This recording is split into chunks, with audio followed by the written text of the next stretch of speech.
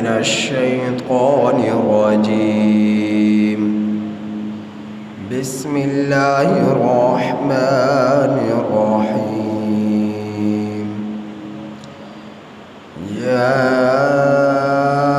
أيها الذين آمنوا إن كثيرا من الأحبار والرهبان ليأكلون أموال الناس بالباطل ويصدون عن سبيل الله والذين يكنزون الذهب والفضة ولا ينفقونها في سبيل الله فبشرهم بعذاب أليم. يوم يحمى عليها في نار جهنم فتقوى بها جباههم وجنوبهم وظهورهم هذا ما كنزتم لأنفسكم فذوقوا ما كنتم تكنزون. یہ سورہ توبہ کی آیت نمبر 34 تا 35 آپ حضرات کے سامنے تلاوت ہوئی. یہ سورہ توبہ کی آیت نمبر 34 تا 35 آپ حضرات کے سامنے تلاوت ہوئی. ان آیات کریمہ کا ترجمہ یہ ہے: یا ایھا الذین آمنو، اے وہ لوگوں جو ایمان لائے، ان کثیرا من الاحبار، بے شک بہت سے مولوی، والرہبان اور پیر، لیأکلون البتہ کھاتے ہیں، اموال الناس لوگوں کے مال، بالباطل باطل طریقے سے، ناجائز طریقے سے، وَيَصُدُّونَ اور روکتے ہیں، عن سبیل اللہ اللہ کے راستے سے، والذین اور وہ لوگ، یکنزون الذہب کہ جو جمع کرتے ہیں سونا، والفضة اور چاندی، ولا ينفقونها اور انہیں خرچ نہیں کرتے، فی سبیل اللہ اللہ کے راستے میں، فبشرہم سو ان کو خوشخبری دے دیجیے، بعذاب علیم دردناک عذاب کے، یوم یحمى جس دن گرم کیا جائے گا، علیہا ان کو، فی نار جہنم جہنم کی آگ میں، فتقوی بہا پھر ان کے ذریعے داغا جائے گا، جباہہم ان کی پیشانیوں کو، وجنوبہم اور ان کے پہلوؤں کو، وظہورہم اور ان کی پشتوں کو، ھذا ما کنزتم یہ وہ خزانہ ہے جو تم نے جمع کیا، لِأَنفُسِكُمْ اپنی جانوں کے لیے، فَذُوقُوا سو چکھو تم، مَا كُنْتُمْ تَكْنِزُونَ اس چیز کو جس کو تم جمع کیا کرتے تھے.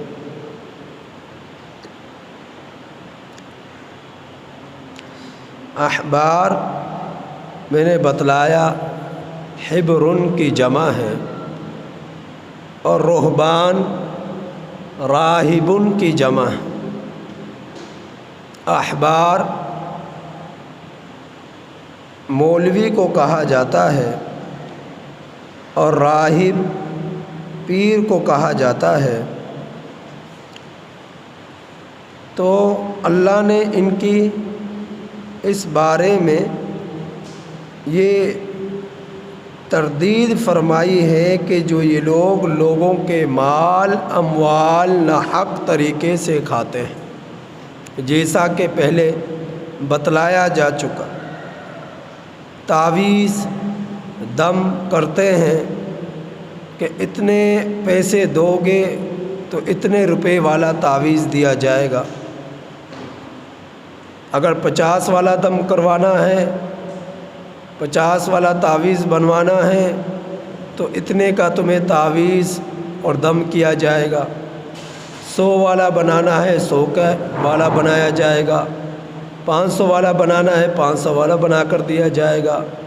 تو جن کا مقصد لوگوں کے پیسے ہتھیانا ہے، تعویذ پر اجرت لینا کوئی گناہ نہیں، لیکن اس طرح کہنا لوگوں سے کہ اتنے پیسے دو گے تو اتنے کا دم ہوگا، اتنے کا تعویذ ہوگا، یہ اچھی چیز نہیں، یہ لوگوں کے پیسے ہتھیانا ہے، لوگوں کا مال لوٹنا ہے۔ آج جگہ جگہ آپ دیکھیں گے تعویذ اور گنڈے والے ملیں گے اور ان کے پاس رش لگا رہتا ہے اور لوگوں سے پیسے لیتے ہیں، اور ان کا مقصد ہی ڈیرے لگا کر بیٹھنا تاکہ لوگوں کے پیسے ہتھیا لیے جائیں اور لوگوں کا مال لوٹ لیا جائے، لوگوں کے اموال لے لیے جائیں۔ تو لوگوں کی غربت اور لوگوں کی پریشانی کا ناجائز فائدہ اٹھاتے ہیں۔ اب وہ بیچارہ گھر کے اعتبار سے کتنا کمزور ہے، تنگ دست ہے، پریشان ہے، اور اوپر سے اس مولوی صاحب نے کہہ دیا کہ 1 ٹرالی اینٹوں کی لا کر رکھو پھر دم کروں گا، اتنی سمٹ بوری کی لا کر رکھو پھر میں تمہارے اوپر دم کروں گا، ورنہ شفا نہیں ملے گی، صحت نہیں ملے گی۔ تو یہ جو تعویذ اور گنڈے اور دم درود لوگوں پر اس لیے کیا جاتا ہے کہ جس کے پیچھے مقصد صرف اور صرف لوگوں کے اموال حاصل کرنا ہے، اس پر تنبیہ ہے۔ یہ اچھی چیز نہیں ہے، یہ بری چیز ہے۔ اور اسی طرح پر جب لوگوں میں کسی کا اپنا کوئی فوت ہو جائے تو لوگ دیگے بناتے ہیں، تیجا کرتے ہیں، 7واں کرتے ہیں، 10واں کرتے ہیں، 20واں کرتے ہیں، 40واں کرتے ہیں۔ ان کے پیچھے مقصد مال حاصل کرنا۔ اور پھر کھاتے کون ہیں؟ امراء۔ کھاتے کون ہیں؟ چاچے تائے۔ کھاتے کون ہیں؟ خاندان والے۔ کیا ان میں غریب آتے ہیں، یتیم آتے ہیں، فقیر آتے ہیں؟ کیا ان کو وہ کھانا کھلایا جاتا ہے؟ نہیں، ایسی کوئی صورت نہیں ہوتی۔ تو یہ سب اس کے پیچھے مقصد ان مولویوں کا، ان پیروں کا اپنی جیبیں بھرنا ہوتا ہے۔ اپنا مقصد ہوتا ہے کہ جو لوگ کہتے ہیں اس پر بڑے فضائل بیان کرتے ہیں، تیجے کے، 7ویں کے، 10ویں کے، جبکہ دین اسلام میں اس کی کوئی حیثیت نہیں۔ سب اپنے مفاد کی خاطر ان چیزوں کو شروع کیا ہوا ہے۔ اللہ رب العزت ہر وقت ہر جگہ موجود ہے۔ وہ تمہیں دن کو پکارو، رات کو پکارو، صبح پکارو، شام کو پکارو، ہر وقت تمہاری دعا کو سنتا ہے، تمہاری پکار کو سنتا ہے۔ پھر تم اس کے راستے میں، اس کی مخلوق پر، اس کے اللہ کی رضا کے لیے دن میں خرچ کرو، رات میں خرچ کرو، صبح خرچ کرو، شام خرچ کرو۔ ہر وقت تمہارا خرچ کیا ہوا وہ دیکھ رہا ہے، اس سے چھپا ہوا نہیں ہے۔ تو اللہ کے راضی کرنے کے لیے مال خرچ کیے جائیں، اللہ کو راضی کرنے کے لیے صدقات خیرات کیے جائیں، عطیات کیے جائیں، زکوٰۃ ادا کی جائے، نفلی صدقہ، واجبی صدقہ، اللہ کی رضا کے لیے یہ سب کچھ کیا جائے۔ صدقہ خیرات کرنا یہ اچھی چیز ہے۔ बुरी चीज़ नहीं है, लेकिन शरीयत में इसकी कुछ शराइत है। मसलन कि जो सदका खैरात करने वाला है वो ईमान वाला हो, मोमिन हो। जिसके दिल में ईमान नहीं है उसका खर्च किया हुए की कोई हैसियत नहीं है। नंबर 2, जिसके लिए खर्च कर कर एसाले सवाब हदिया किया जा रहा है वो भी मोमिन हो, वो काफिर ना हो, मुशरिक ना हो, गुमराह ना हो। तो जिसके लिए वो सदका खैरात किया जा रहा है वो भी मोमिन हो, मुसलमान हो, जिसके लिए सदका खैरात का सवाब हदिया किया जा रहा है। नंबर 3, जिस माल से सदका खैरात किया जा रहा है वो माल हलाल हो, हराम ना हो। अगर हराम माल का सदका खैरात किया जाएगा तो अल्लाह के यहाँ उसकी कोई हैसियत नहीं, अल्लाह के यहाँ कोई उसकी मकबूलियत नहीं है। तो हलाल माल का सदका खैरात किया जाए, हलाल माल का सदका खैरात किया जाए, हराम माल से ना किया जाए। और फिर जो किया जा रहा अल्लाह के यहाँ सबसे महबूब तरीन सदका खैरात वो है जो ऐसी कैफियत के साथ अदा किया जाए कि एक हाथ से कर रहा है दूसरे हाथ को पता ही ना चले, एक हाथ से कर रहा है दूसरे हाथ को पता ही ना चले। अब ये दोनों हाथ करीब है, ये मिसाल दी कि छुप कर किया जाए, एलानिया तौर पर ना दिया जाए, अल्लाह के रज़ा के खातिर दिया जाए। हाँ, ज़कात के बारे में आता है, जब तुम ज़कात अदा करो तो इसका ऐलान करके करो, और मकसद ये हो ताकि जो ज़कात अदा ना करे उनको भी तरगीब हो जाए, उनको भी फ़िक्र हो जाए कि आप ज़कात अदा करते हैं, आपके अदायगी को देखकर उसमें भी जज्बा पैदा हो जाए कि मुझे भी ज़कात अदा करनी चाहिए। वो अल्लाह रब्बुल इज़्ज़त की तरफ से साल में एक मरतबा फ़रीज़ा है जिसका अल्लाह ने साहिब निसाब को हुक्म दिया है कि तुमने ये इसका 2.5% ज़कात का निकालना है, साल में भर में सिर्फ़ और सिर्फ एक मरतबा। और नफली सदका वो आप दिन में निकाले, रात में निकाले, सुबह निकाले, शाम निकाले, रात को निकाले, दिन को निकाले, तो हर वक़्त तुम्हारा रब देख रहा है, तुम वो निकाल सकते हो। अब जो सदका खैरात लेने वाले हैं वो मुस्तहिक हो, वो मुस्तहिक हो, लेकिन जो खुद ही सदका खैरात निकाल रहा है, खुद ही ज़कात निकाल रहा है, खुद ही कुर्बानियाँ कर रहा है, तो वो उस पर सदका खैरात नहीं लगा करता। सदका खैरात उस पर लगता है कि जो तंगदस्त हो, गरीब हो, फ़कीर हो, जिसके पास खाने पीने के लिए सुबह शाम का खाना तक ना हो, खाने के ज़रूरियात ज़िंदगी की अशिया ना हो, तो ऐसा शख्स जो है मुस्तहिक जो है सदकात है उसको दिया जाए। तो ऐसे लोग जिनका मकसद लोगों के अमवाल हड़प करना है, अब चाहे वो मौलवी हैं, अब चाहे वो पीर हैं, चाहे वो आम लोग हैं, जो है लोगों के अमवाल हड़प करने के लिए बैठे हैं, तो अल्लाह रब्बुल इज़्ज़त ने ऐसे लोगों के लिए वईद बयान फरमाई, ऐसे लोगों के लिए वईद बयान फरमाई है। अब शहरी इलाकों में ऐसी चीज़ें बहुत कम हैं कि जहाँ पर मौलवी और पीर इन चीज़ों को तरगीब देते हो। पहले यहूद व नसारा और ज़माना जाहिलियत में ये चीज़ें बहुत ज़्यादा थी, और आज भी आप चले जाएं पसमानदा इलाकों में, दूर दराज के देहात के इलाकों में आप चले जाएं, इधर मुल्तान की साइड पर, शुजाबाद की साइड पर, चुनिया खुडियाँ, और इस तरफ जो पसमानदा इलाके हैं, देहाती इलाके हैं, उन देहाती इलाकों में ज़्यादातर ये चीज़ पाई जाती है। बड़े बड़े दरबार बने हुए और दरबारों के पीछे आगे पीछे गले लगाए हुए हैं, और वहाँ पर लोग बैठे हुए हैं जो ना नमाज़ पढ़ते हैं, ना कोई दीन की फ़िक्र, ना कोई पाकी ना पाकी की फ़िक्र, उनके अंदर हलाल हराम की तमीज़, और वही पीर बने हुए। और वहाँ पर फिर क्या पैसा जमा किया जाता है, और फिर जहाँ पर इन इलाकों में कोई फौत हो जाए गुस्ल देने को पसंद नहीं किया जाता, मैयत को गुस्ल देना अपने लोग ही पसंद नहीं करते। और फिर जब अगर वहाँ पर उनके वरासा मरने वाले के लिए जब तक तीजा ना करें, सातवां ना करें, 10वां ना करें, तो उन घर वालों को वैसे ही मार दिया जाता है, वैसे ही मार दिया जाता है। और ऐसी ऐसी वईदें सुनाते हैं वो मौलवी कि जो कम इल्मी कम फहमी की बिना पर लोग जो है उन्हीं को सब कुछ समझ लेते हैं और कहते हैं कि ऐसा ना हुआ तो अजाब आ जाएगा, अजाब आ जाएगा। और फिर उन पर पैसे यूँ बरसाए जाते हैं जिस तरह दोहले पर बरसाए जाते हैं। बारात के दिन जिस तरह लोग दोहले पर बरसाते हैं, इस तरह उन मौलवियों और पीरों पर बरसाते हैं, पीरों बरसाते हैं। और बाजे होते हैं, ڈک لگتے ہیں اور پھر بڑے دھڑلے کے ساتھ جو ہے اس میں بیانات چلتے ہیں اور یہی باتیں ہوتی ہیں کہ یہ تم اپنے مرحوم کے لیے کرو تو یہ ثواب، مقصد کیا؟ لوگوں کی جیبیں خالی کرنا۔ تو جو ایسا کرتا ہے وہ دینے والوں کو بھی اللہ نے عقل دی، اور جو ان چیزوں کی طرف ترغیب دے رہے ہیں اللہ نے انہیں بھی علم اور عقل دیا۔ اگر وہ ایسا کر رہے تو اللہ نے ایسے لوگوں پر وعید بیان فرمائی، ایسے لوگوں کے لیے وعید بیان فرمائی ہے جو صدقہ خیرات ایسے لوگوں کو دیتے اور جو ایسے لوگوں کو گمراہ کر ان کے مال ہڑپ کرتے ہیں۔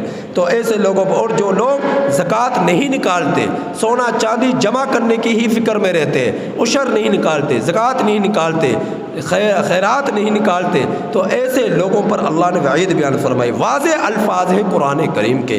کیا فرما رہا ہے میرا رب؟ فرما رہا ہے کہ اے ایمان والوں، بہت سارے مولوی، بہت سارے پیر البتہ کھاتے ہیں لوگوں کے اموال بالباطل، ناحق طور پر، باطل طور پر، وَيَصُدُّونَ عَن سَبِيلِ اللَّهِ، اور روکتے ہیں اللہ کے راستے سے، روکتے ہیں اللہ کے راستے سے۔ جو اچھے مولوی ہیں، سلجھے ہوئے لوگ ہیں اور اللہ والے ہیں، ان کے پاس جانے سے روکتے ہیں کہ یہ مسئلہ صحیح بتلا دے گا، اس کے پاس نہ جانا، یہ تو وہابی ہے، یہ فلاں ہے، تو مختلف فتوے لگا دیتے ہیں اس پر کہ اس کے پاس نہ جانا، کہ اس صحیح مسئلہ بتلانے والوں سے یہ لوگ روکتے ہیں۔ اگر ان کے پاس چلے گئے اور انہوں نے صحیح مسائل ان کو بتلا دیے تو ہمارا حقہ پانی بند ہو جائے گا، ہمارے پاس لوگوں کا آنا بند ہو جائے گا۔ تو لوگوں کا صحیح مسائل بتلانے والوں سے روکتے بھی ہیں۔ تو اللہ تعالیٰ آگے فرما رہے والذین یکنزون الذھب والفضة، اور وہ لوگ جو جمع کرتے ہیں سونا والفضة اور چاندی، ولا ينفقونها فی سبیل اللہ، اور اس سونے اور چاندی کو اللہ کے راستے میں خرچ نہیں کرتے۔